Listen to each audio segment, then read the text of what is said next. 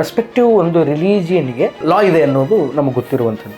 Do you agree with that? ಅದನ್ನು ಒಪ್ತೀರಾ ನೀವು? ಖಂಡಿತ ಒಪ್ಪಲ್ಲ. ನಾವು ಸಂವಿಧಾನ ಒಪ್ಪಬೇಕಾದ್ರೆ ಅದ್ಯಾಕೆ ಒಪ್ಪಬೇಕಂತ. ಮತ್ತು ಅದು ಯಾಕೆ ಬಂತು ಅಂತ ಅದೇ ಉದ್ದೇಶಕ್ಕೆ ಆರ್ಟಿಕಲ್ 317 ತೆಗೆದು ಹಾಕಿದ್ದು.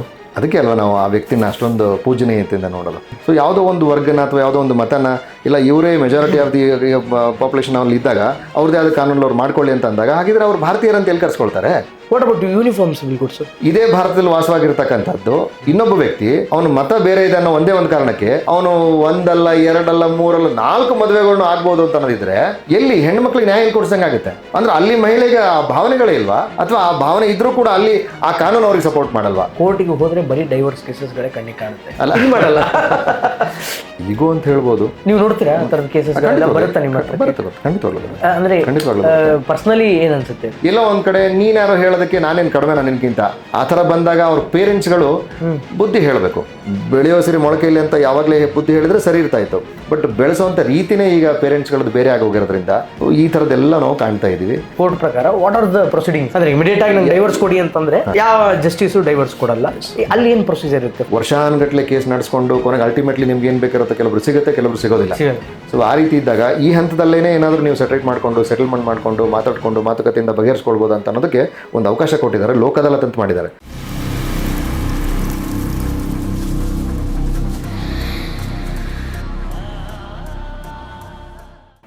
ರೆಸ್ಪೆಕ್ಟಿವ್ ಒಂದು ರಿಲಿಜಿಯನ್ಗೆ ಸಂಬಂಧಪಟ್ಟಂತೆ ಲಾ ಕ್ರಿಯೇಟ್ ಲಾ ಇದೆ ಅನ್ನೋದು ನಮಗೆ ಗೊತ್ತಿರುವಂಥದ್ದು.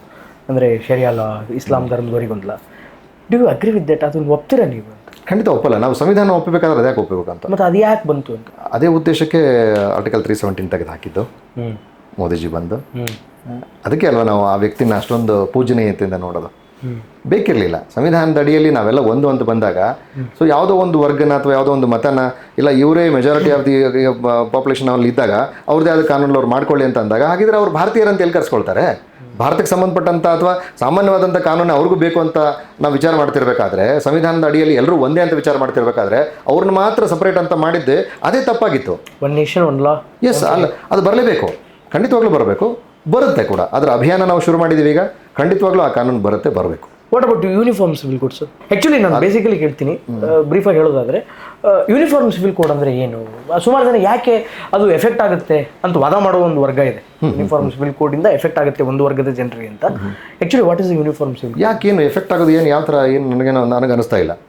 ಬಿಕಾಸ್ ಮತ್ತು ಅದೇ ಹೇಳಬೇಕಾಗಿದ್ದು ನಾನು. ಅಂದರೆ ನಾವೆಲ್ಲರೂ ಭಾರತೀಯರಂತಂದಾಗ ನನಗೊಂದು ಕಾನೂನು, ಇನ್ನೊಬ್ರಿಗೊಂದು ಕಾನೂನು ಇಲ್ಲಿ ಸೆಕ್ಯುಲರಿಸಮ್ ಪ್ಲೇ ಮಾಡಿ ಅಲ್ಲ ಮಾಡಲ್ಲ. ಈಗ ನೋಡಿ, ಫಾರ್ ಎಕ್ಸಾಂಪಲ್ ಹಿಂದೂ ಲಾ ಅಂತ ಬಂದಾಗ ಫ್ಯಾಮಿಲಿ ಕೋರ್ಟ್ ಆಕ್ಟ್ ಇರುತ್ತೆ, ಹಿಂದೂ ಲಾ ಇರುತ್ತೆ. ಹಿಂದೂ ಲಾದಲ್ಲಿ ನಾವೇನು ಮಾಡ್ತೀವಿ, ಒಬ್ಬ ಗಂಡಸು ಒಂದು ಮಹಿಳೆನ ಮದುವೆ ಆಗ್ಬೋದು ಹಿಂದೂ ಲಾ ಪ್ರಕಾರ. ಅವನು ಎರಡನೇ ಮದುವೆ ಆಗಬೇಕು ಅಂದರೆ ಆ ಮದುವೆ ಆಗಿದ್ದಂತ ಏನಿದೆ ಆ ಒಂದು ಹೆಣ್ಣು ಅಥವಾ ಗಂಡು ತೀರ್ಕೊಂಡಿರಬೇಕು ಅಥವಾ ಅವರಿಬ್ಬರ ಮಧ್ಯೆ ಡಿವೋರ್ಸ್ ಆಗಿರಬೇಕು. ಈ ರೀತಿ ಇದ್ದಾಗ ಮಾತ್ರ ನಮಗೆ ಇನ್ನೊಬ್ಬ ಮಹಿಳೆ ಅಥವಾ ಇನ್ನೊಬ್ಬ ಗಂಡಸನ ಮದುವೆ ಆಗ್ಲಿಕ್ಕೆ ಅವಕಾಶ ಇದೆ. ಇದು ಹಿಂದೂ ಲಾ ಹೇಳುತ್ತೆ. ಆದರೆ ಇದೇ ಭಾರತದಲ್ಲಿ ವಾಸವಾಗಿರ್ತಕ್ಕಂಥದ್ದು ಇನ್ನೊಬ್ಬ ವ್ಯಕ್ತಿ ಅವನ ಮತ ಬೇರೆ ಇದೆ ಅನ್ನೋ ಒಂದೇ ಒಂದು ಕಾರಣಕ್ಕೆ ಅವನು ಒಂದಲ್ಲ ಎರಡಲ್ಲ ಮೂರಲ್ಲ 4 ಮದುವೆಗಳನ್ನು ಆಗ್ಬೋದು ಅಂತ ಅನ್ನೋದಿದ್ರೆ ಎಲ್ಲಿ ಹೆಣ್ಮಕ್ಳಿಗೆ ನ್ಯಾಯ ಕೊಡ್ಸಂಗಾಗುತ್ತೆ? ನಮ್ಮ ಕಾನೂನು ಏನು ಹೇಳುತ್ತೆ ಅಂದರೆ ಒಂದು ಹೆಣ್ಣಿನ ಜೊತೆಗೆ ಮದುವೆ ಆದಾಗ ಆ ಹೆಣ್ಣಿನ ಜೊತೆಗೆ ಏನೊಂದು ಸಂಸಾರ ಮಾಡಬೇಕು. ಆ ಹೆಣ್ಣನ್ನು ಬಿಟ್ಟು ಇನ್ನೊಬ್ಬ ಹೆಣ್ಣಿನ ಜೊತೆಗೆ ಏನಾದರೂ ಸಂಬಂಧ ಇಟ್ಕೊಂಡ್ರೆ ದಟ್ ಇಸ್ ಅನ್ ಅಫೆನ್ಸ್. ತಪ್ಪು. ಹೌದು, ಅದು ತಪ್ಪು ಅಂತ ಹೇಳುತ್ತೆ. ಹಿಂದೂ ಲಾ ಅದನ್ನ ಹೇಳುತ್ತೆ. ಅದೇ ವಿಚಾರನ ಒಬ್ಬ ಇಸ್ಲಾಮಿಗೆ ಸಂಬಂಧಪಟ್ಟಂತೆ ಅಥವಾ ಶರಿಯಾ ಕಾನೂನು ಹೋಗ್ಬಿಟ್ರೆ ಅದು ತಪ್ಪೇ ಅಲ್ಲ. ಅಂದ್ರೆ ಅಲ್ಲಿ ಮಹಿಳೆಗೆ ಆ ಭಾವನೆಗಳೇ ಇಲ್ವಾ? ಅಥವಾ ಆ ಭಾವನೆ ಇದ್ರೂ ಕೂಡ ಅಲ್ಲಿ ಆ ಕಾನೂನು ಅವ್ರಿಗೆ ಸಪೋರ್ಟ್ ಮಾಡಲ್ವಾ? ಇದೆಲ್ಲ ವಿಚಾರ ನೋಡಿದಾಗ ಖಂಡಿತವಾಗ್ಲೂ ಆ ರೀತಿಯಾದ ಕಾನೂನುಗಳು ಇರಬಾರ್ದು. ಯಾಕಂದ್ರೆ ಮಹಿಳೆ ಅಂದಮೇಲೆ ಎಲ್ರಿಗೂ ಅದೇ ಮಾನಸಿಕತೆ, ಅದೇ ಮನೋಭಾವನೆ. ನನ್ನ ಹೆಂಡತಿಗೆ ಸಹಜ ಅನ್ಸೋದು ನನ್ನ ಗಂಡ ನನ್ನ ಜೊತೆಗೆ ಮಾತ್ರ ಇರಬೇಕು, ಇನ್ನೊಬ್ಳು ಮದುವೆ ಆಗಬಾರ್ದು ಅಂತ ಸಹಜವಾಗಿರುತ್ತೆ. ಅದೇ ರೀತಿ ಅವಳು ಮುಸ್ಲಿಂ ಆಗಿರೋ ಅಂತ ಅನ್ನೋ ಕಾರಣಕ್ಕೆ ಆಕೆ ಮಾನಸಿಕತೆ ಎಷ್ಟು ಜನ ಮಾಡ್ಕೊಳ್ಳಿ ನನ್ನ ಗಂಡ ಅಂತ ಇರುತ್ತಾ? ಇರಲ್ಲ. ಆದರೆ ಆ ಕಾನೂನು ಹಂಗೆ ಹೇಳೋದ್ರಿಂದ ಅವನು ಅದನ್ನು ದುರುಪಯೋಗ ಪಡಿಸ್ಕೊಳ್ತಿದ್ದಾನೆ. ಆದ್ದರಿಂದ ಹಿಂದೂ ಲಾ ಏನು ಹೇಳುತ್ತೋ ಅದೇ ರೀತಿ ಕೂಡ ಅವ್ರ ಕಾನೂನು ಅದನ್ನೇ ಹೇಳಬೇಕು. ಅಲ್ಲಿಯೂ ಕೂಡ ಒಬ್ಬ ಗಂಡಸು ಒಂದೇ ಮದುವೆ ಆಗಬೇಕು. ಈ ರೀತಿ ಅಂದರೆ ನಾನು ಒಂದು ಉದಾಹರಣೆಗಳು ಕೊಟ್ಟೆ ಅಷ್ಟೇ. ಆ ರೀತಿ ಪ್ರಾಪರ್ಟಿಗೆ ಸಂಬಂಧಪಟ್ಟಂಥದ್ದು ಸಾಕಷ್ಟು ವಿಚಾರಗಳಲ್ಲಿ ಅಲ್ಲಿಯೂ ಇಲ್ಲಿಗೂ ಭಿನ್ನಾಭಿಪ್ರಾಯಗಳಿದೆ. ಸೊ ಇವೆಲ್ಲವೂ ನೋಡಿದಾಗ ಭಾರತೀಯರೆಲ್ಲರೂ ಒಂದೇನೆ. ಸೊ ಇಲ್ಲಿ ಇರ್ತಕ್ಕಂಥ ಕಾನೂನು ಎಲ್ರಿಗೂ ಸೇರಿರಬೇಕು ಮತ್ತು ಎಲ್ಲರೂ ಸಮಾನತೆಯಿಂದ ನೋಡಬೇಕು. ಇಲ್ಲಿ ಕಾನೂನನ್ನ ಮುಸ್ಲಿಂ ಆಗಿರಲಿ, ಹಿಂದೂ ಆಗಿರಲಿ, ಕ್ರಿಶ್ಚಿಯನ್ ಆಗಿರಲಿ, ಬೌದ್ಧ, ಸಿಖ್ ಯಾರೇ ಆಗಿರ್ಬೋದು, ಬಟ್ ಕಾನೂನು ಅಂತ ಬಂದಾಗ ಎಲ್ರಿಗೂ ಅದು ಒಂದೇನೆ ಸಮಾನವಾಗಿರಬೇಕು, ಅವರು ಅದರ ಅಡಿಯಲ್ಲೇ ಎಲ್ಲರೂ ಇರಬೇಕು ಅಂತ ಅನ್ನೋದೇನಿದೆಯಲ್ಲ, ಇದು ಕಾಮನ್ ಸಿವಿಲ್ ಕೋಡ್ ಬಂದರೆ ಒಳ್ಳೆಯದು. ಈ ಎಲ್ಲ ತತ್ವಗಳು ಅದರಲ್ಲಿ ಒಳಗೊಂಡಿದೆ.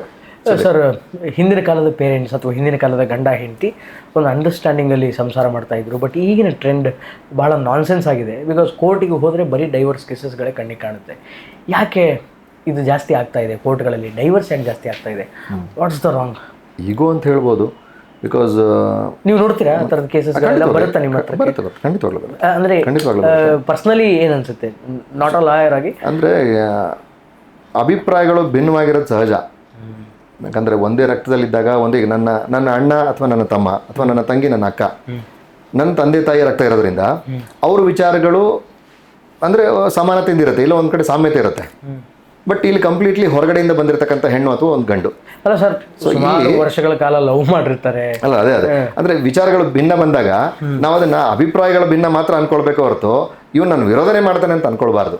ಇದು ಒಂದು ಪಾರ್ಟ್, ಅಂದ್ರೆ ವಿಚಾರಗಳಿಗೆ ಸಂಬಂಧಪಟ್ಟಂತಂದ್ರೆ ಒಂದು ಅರ್ಥ ಆಗಬೇಕು. ಹೌದು ಹೌದು, ಎಸ್ ಈಗ ನಾನು ಒಂದು ಒಪ್ತೀನಪ್ಪ, ಅದನ್ನ ವಿಚಾರ ಇಲ್ಲ ಅಷ್ಟೇ, ಇಷ್ಟ ಇಲ್ಲ ಅಂದಾಗ ಅದು ಆ ವಿಚಾರಕ್ಕೆ ಮಾತ್ರ ಸಂಬಂಧಪಟ್ಟಿರ್ಬೇಕು ಹೊರತು ನನ್ನ ವ್ಯಕ್ತಿನೇ ಇವನು ವಿರೋಧ ಮಾಡ್ತಾನೆ ಅಂತ ಅನ್ನೋ ಮಾನಸಿಕತೆ ಮನೋಭಾವನೆ ಬರಬಾರ್ದು. ಅಂದ್ರೆ ಒಬ್ಬ ವ್ಯಕ್ತಿಯಲ್ಲಿ ಒಂದು ವಿಚಾರ ಮಾತ್ರ ವಿರೋಧ ಇದೆ ಅಷ್ಟೇ, ಆ ವ್ಯಕ್ತಿ ವಿರೋಧ ಅಲ್ಲ. ಅಲ್ಲ, ಖಂಡಿತ ಅಲ್ಲ. ಸೊ ಈ ರೀತಿ ಇದ್ದಾಗ ಭಿನ್ನಾಭಿಪ್ರಾಯಗಳು ಬಂದಾಗ ಸಹಜವಾಗಿ ಕೋರ್ಟ್ಗೆ ಹೋಗೋಣ ಅಂತ ಬರುತ್ತೆ. ಆಮೇಲೆ ಇತ್ತೀಚಿನ ದಿನದಲ್ಲಿ ಎಜುಕೇಷನ್ ಸಿಸ್ಟಮ್ ಸಮಾನತೆ ಇದೆ, ನಾನು ಓದಬೇಕು, ನನ್ನ ಹೆಂಡತಿನೂ ಓದಬೇಕು, ತಪ್ಪಿಲ್ಲ. ಬಿಕಾಸ್ ಸಂವಿಧಾನ ಹೇಳುತ್ತೆ.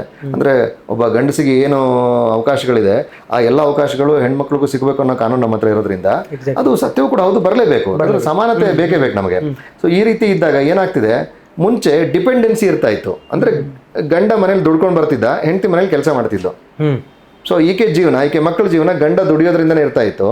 ಗಂಡ ಏನಂದ್ರೂ ಕೂಡ ಅನ್ಸ್ಕೊಂಡಾದ್ರೂ ನಾನು ಇಲ್ಲೇ ಇರಬೇಕಪ್ಪ, ಬಿಕಾಸ್ ನನ್ನ ಜೀವನ ಇವರಿಂದನೇ ನಡೆಯುತ್ತೆ ಅನ್ನೋ ಒಂದು ಮಾನಸಿಕತೆ ಇರ್ತಾ ಇತ್ತು. ಬಟ್ ಇವತ್ತು ಆ ಎಜುಕೇಷನ್ ಅಂತ ಅನ್ನೋದು ಬೆಳೆದ್ರಿಂದ ಇವರು ಸಮಾನವಾಗಿ ಕೆಲಸ ಮಾಡ್ತಿದ್ದಾರೆ, ಇವರು ಅಷ್ಟು ಸಮಾನವಾಗಿ ದುಡಿತಾ ಇದ್ದಾರೆ ಅಂದಾಗ ಎಲ್ಲೋ ಒಂದು ಕಡೆ ನೀನ್ಯಾರೋ ಹೇಳೋದಕ್ಕೆ ನಾನೇನು ಕಡಿಮೆ ನಿನ್ಗಿಂತ ಅಂತ ಅನ್ನೋ ಈಗೋ ಬಂದ ತಕ್ಷಣವೇ ಸಹಜವಾಗಿ ಮತ್ತೆ ಅವ್ರಿಗೆ ಭಿನ್ನಾಭಿಪ್ರಾಯಗಳು ಬಂದ್ಬಿಡುತ್ತೆ. ಸೊ ನಾನು ಯಾವುದ್ರಲ್ಲಿ ಕಡಿಮೆ ಅಂತ ಅನ್ನೋ ಮಾನಸಿಕತೆ ಇದೆ ಅಲ್ವಾ, ಇದೇ ಈ ಡಿವೋರ್ಸ್ಗಳಿಗೆ ಅಥವಾ ಈ ಹೌದು ಹೌದು ಆ ಥರ ಬಂದಾಗ ಅವ್ರ ಪೇರೆಂಟ್ಸ್ಗಳು ಬುದ್ಧಿ ಹೇಳಬೇಕು. ಗಂಡನ ಪೇರೆಂಟ್ಸ್ ಆಗಿರ್ಬೋದು, ಅದರ ಅಂದರೆ ಸೊಸೆ ಅತ್ತೆ ಮಾವ ಆಗಿರ್ಬೋದು ಅಥವಾ ಹೆಣ್ಣಿನ ಅತ್ತೆ ಮಾವ ಆಗಿರ್ಬೋದು.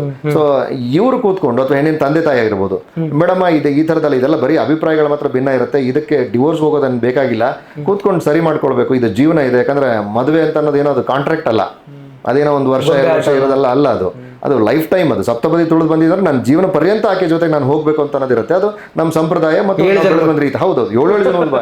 ಸೊ ಹೀಗಿದ್ದಾಗ ನಾವು ಅದನ್ನೆಲ್ಲ ಅನುಸರಿಸ್ಕೊಂಡು ಹೋಗ್ಬೇಕಾದಂಥದ್ದು ನಮ್ಮ ಕರ್ತವ್ಯ ಅಂತೇಳಿ ತಂದೆ ತಾಯಿ ಆದವ್ರ ಮಕ್ಳಿಗೆ ಬುದ್ಧಿ ಹೇಳಿದಾಗ ಸಹಜವಾಗಿ ಅದನ್ನು ಕೇಳೋಂಥ ಮನೋಭಾವನೆ ಇತ್ತು ಅಂದರೆ ಸರಿ ಹೋಗುತ್ತೆ. ಬಟ್ ಬೆಳೆಯೋ ಸರಿ ಮೊಳಕೆಯಲ್ಲಿ ಅಂತ ಯಾವಾಗಲೇ ಬುದ್ಧಿ ಹೇಳಿದ್ರೆ ಸರಿ ಇರ್ತಾ ಇತ್ತು. ಬಟ್ ಬೆಳೆಸೋವಂಥ ರೀತಿನೇ ಈಗ ಪೇರೆಂಟ್ಸ್ಗಳದ್ದು ಬೇರೆ ಆಗೋಗಿರೋದ್ರಿಂದ ಈ ಥರದ್ದೆಲ್ಲ ನಾವು ಕಾಣ್ತಾ ಇದ್ದೀವಿ. ನಿಜವಾಗ್ಲೂ ಒಬ್ಬ ವಕೀಲನಾಗಿ ಯಾವ ಕೇಸ್ ಬಂದರೂ ನಾನು ತೊಗೊಳ್ಳೇಬೇಕು, ಅನಿವಾರ್ಯವಾಗಿ ತೊಗೊಂಡಿರ್ತೀವಿ. ಆದರೆ ಸಾಕಷ್ಟು ನನ್ನ ಆಫೀಸಿಗೆ ಈ ಥರದ ಫ್ಯಾಮಿಲಿ ಮ್ಯಾಟರ್ಸ್ ಬಂದಾಗ ನಾನು ಫಸ್ಟ್ ಪ್ರಿಯಾರಿಟಿ ಅವರಿಬ್ಬರನ್ನ ಒಂದು ಮಾಡಲಿಕ್ಕೆ ಕೊಟ್ಟಿರ್ತೀನಿ ಹೊರತು ಯಾವುದೇ ಕಾರಣಕ್ಕೂ ಅವ್ರು ಡಿವೋರ್ಸ್ ಹಾಕಿ ಬಂದು ಅಂತ ಫೀಸ್ ಇಟ್ಟ ತಕ್ಷಣ ನಾನು ಡಿವೋರ್ಸ್ಗೆ ಹಾಕೋದಿಲ್ಲ. ಫಸ್ಟ್ ಅವ್ರು ಏನು ಸಾಧ್ಯ ಆಗುತ್ತೋ ಅವ್ರು ಒಂದಾಗಲಿ ಪ್ರಯತ್ನ ಪಡ್ತೀನಿ. ಆಗಿಲ್ಲ ಹೌದು, ಎಷ್ಟು ಸಾಧ್ಯ ಆಗುತ್ತೋ ಅವ್ರನ್ನ ಕರೆಸುವಂಥ ಪ್ರಯತ್ನ ಮಾಡ್ತೀವಿ. ಓಕೆ ಸರ್, ಅಕಾರ್ಡಿಂಗ್ ಟು ಇದು ಕೋರ್ಟ್ ಪ್ರಕಾರ ವಾಟ್ ಆರ್ ದ ಪ್ರೊಸೀಡಿಂಗ್ಸ್? ಅಂದರೆ ಏನು ಮಾಡ್ತಾರೆ ಕೋರ್ಟ್? ಅಂದರೆ ಇಮಿಡಿಯೇಟ್ ಆಗಿ ನಂಗೆ ಡೈವರ್ಸ್ ಕೊಡಿ ಅಂತಂದರೆ ಯಾವ ಜಸ್ಟಿಸು ಡೈವರ್ಸ್ ಕೊಡಲ್ಲ, ಅಲ್ಲಿ ಏನು ಪ್ರೊಸೀಜರ್ ಇರುತ್ತೆ? ಫಾರ್ ಸೇಮ್ ಆಗಲೇ ನಿಮ್ಗೆ ಏನು ಹೇಳಿದೆ ಅಂದರೆ ಪ್ರಾಪರ್ಟಿ ವಿಚಾರಕ್ಕೆ ಸಂಬಂಧಪಟ್ಟಂತೆ ಏನು ಬರುತ್ತೆ ಅಂದರೆ ಅದೆಲ್ಲ CP ಸೆಂಟ್ರಲ್ಲೇ ಬರುತ್ತೆ, ಸಿವಿಲ್ ಪ್ರೊಸೀಜರ್ ಕೋರ್ಟ್ಸಲ್ಲೇ ಬರೋದ್ರಿಂದ.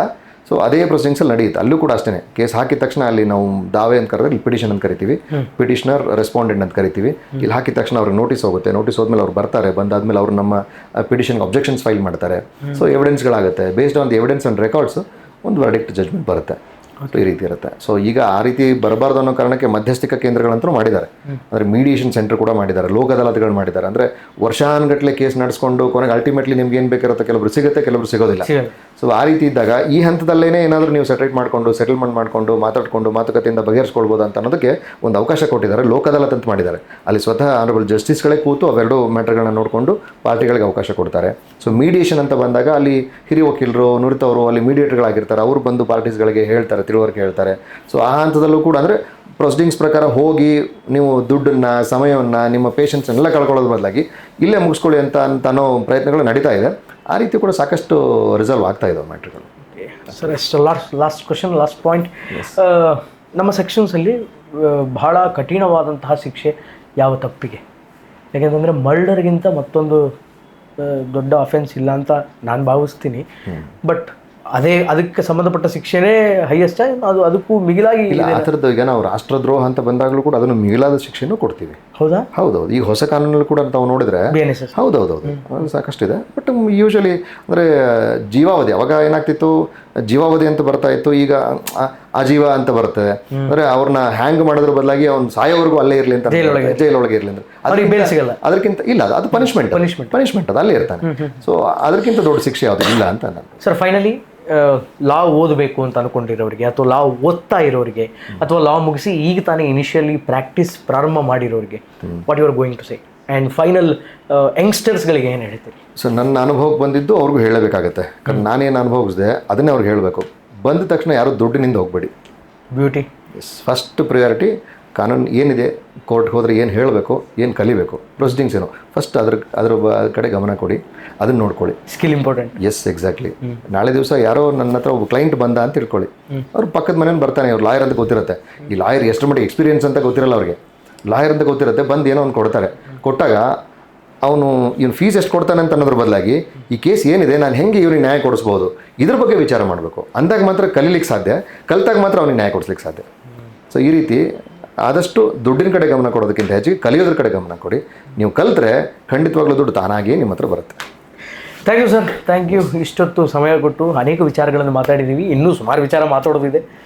ನೆಕ್ಸ್ಟ್ ಒನ್ ಫೈನ್ ಡೇ ನೀವು ಅವಕಾಶ ಕೊಟ್ಟರೆ ವಿಲ್ ಡೂ ಅನದರ್ ಪಾಡ್ಕಾಸ್ಟ್. ಸಾಕಷ್ಟು ಬೇರೆ ಬೇರೆ ಪ್ರಶ್ನೆಗಳು ಇನ್ನೂ ಕೇಳ್ತಾರೆ ಅಂತ ಅನ್ಕೊಂಡಿದ್ದೆ, ನೀವು ಕೇಳಿಲ್ಲ. ಕೇಳಬೇಕು, ಸಮಯದ ಅಭಾವ ಆಗಲಿ, ಆ ಕಡೆಯಿಂದ ಸಾಕು ಅಂತಿದ್ದಾರೆ. ಇವನ್ ನೀವು ನಿಮ್ಮ ಬ್ಯುಸಿ ಶೆಡ್ಯೂಲಲ್ಲೂ ಇಷ್ಟೊತ್ತು ಟೈಮ್ ಕೊಟ್ಟಿದ್ದೀರಿ. ಕ್ಲೈಂಟ್ಸ್ ಇದ್ದಾರೆ. Thank you so much sir. Once again ಭಾಳ ಖುಷಿ ಆಯಿತು ನಿಮ್ಮ ಜೊತೆಗೆಲ್ಲ ಮಾತಾಡಿಕೊಂಡು. Thank you. ಒಟ್ಟಾರೆಯಾಗಿ ಇದು ಅಡ್ವೊಕೇಟ್ ಆಗಿರುವಂತಹ ಮತ್ತು ಹಿಂದೂಪರ ಸಂಘಟನೆಗಳ ಹೋರಾಟಗಾರ ಆಗಿರುವಂತಹ ಹರ್ಷ ಮುತಾಲಿಕ್ ಅವರ ಮಾತು. ಮುಂದಿನ ಪಾಡ್ಕಾಸ್ಟಲ್ಲಿ ಮತ್ತೊಬ್ಬ ಅತಿಥಿಗಳನ್ನು ಕರ್ಕೊಂಡು ನಿಮ್ಮ ಜೊತೆಗೆ ಬರ್ತೀನಿ. Please do subscribe for beyond limits. ನಮಸ್ಕಾರ.